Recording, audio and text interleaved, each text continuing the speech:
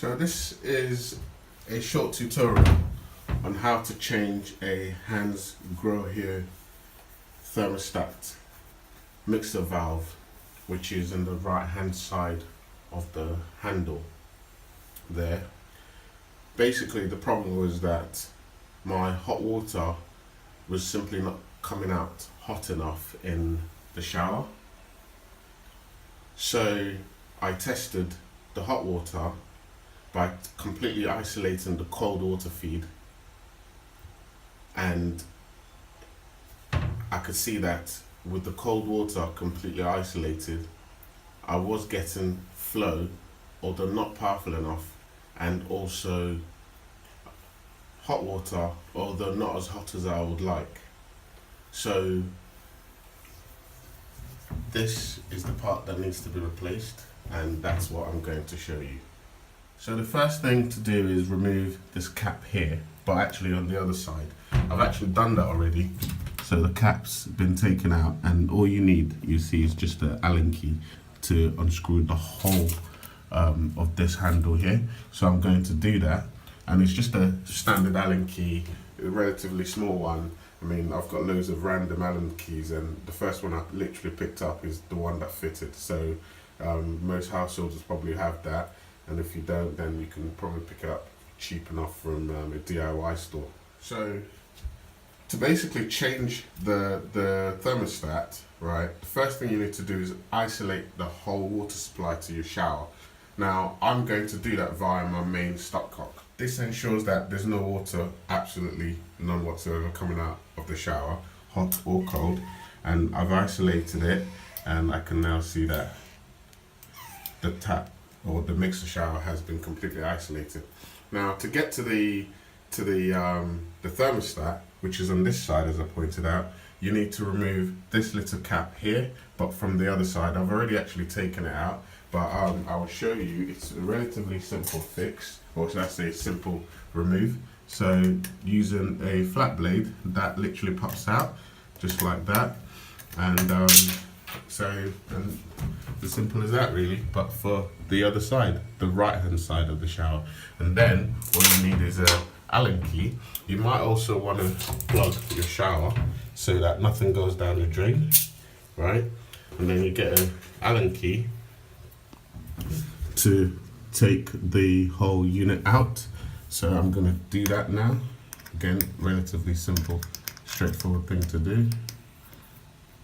All right, I'll just get a proper grip on it. Okay. So that screw completely comes out. Surprised at how difficult it is to actually do things single-handedly while you're trying to record. But that does come out completely. Oh, good job that the sink is blocked, the hole's blocked, that screw comes out, and then this literally just falls out. You see there's a plastic cap in there, so that needs to go back on as well. And then this, you need again a normal spanner just to get that out. I mean, I use a set of grips, same thing really.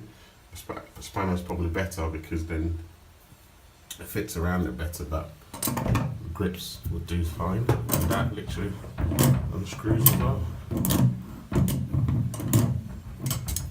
Bearing in mind that this will actually chew the metal when you use a set of grips rather than a spanner, so I would actually recommend using the right size spanner. That completely comes out. There you go. And I will replace it with a brand spanking new one, which I've just purchased off Amazon. So as you can see, there's the green one, which is the old one, and the brand new one, which I'm going to put inside here. Literally a like for like replacement. Right, now I'll tighten it. Again, because I'm using grips rather than a spanner, I'm trying not to chew the metal. And this goes back on it.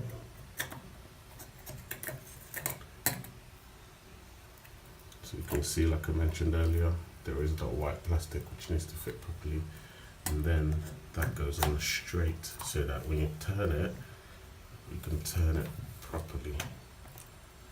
Right, so that I would test that out. So that plastic isn't right because it ideally needs to turn sort of halfway there and halfway there. So I'll reset the plastic before I continue. So I've reset the plastic so that when I turn it, it doesn't turn to completely hot without you purposely pushing that down. So you see the difference now. There gets really hot, or click out, or cold. Safety controls. Yep, hope that makes sense. Then I'm putting back the screw in there,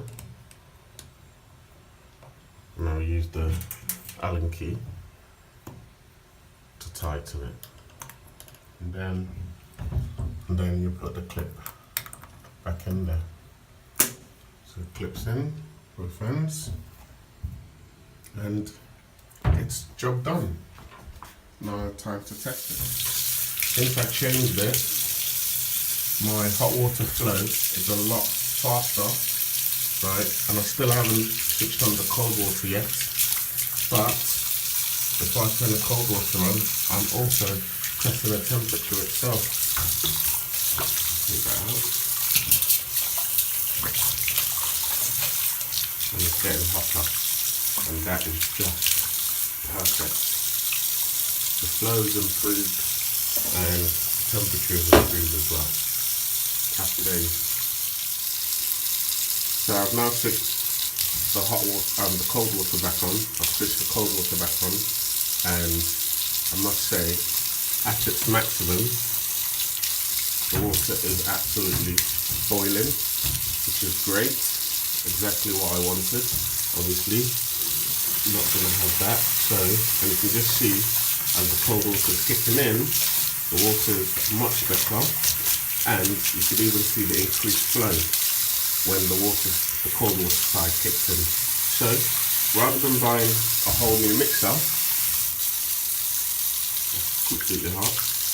Wow, so hot and cold. Rather than buying a completely new mixer, valve, shower, I've replaced just the thermostat for half the price. Job well done.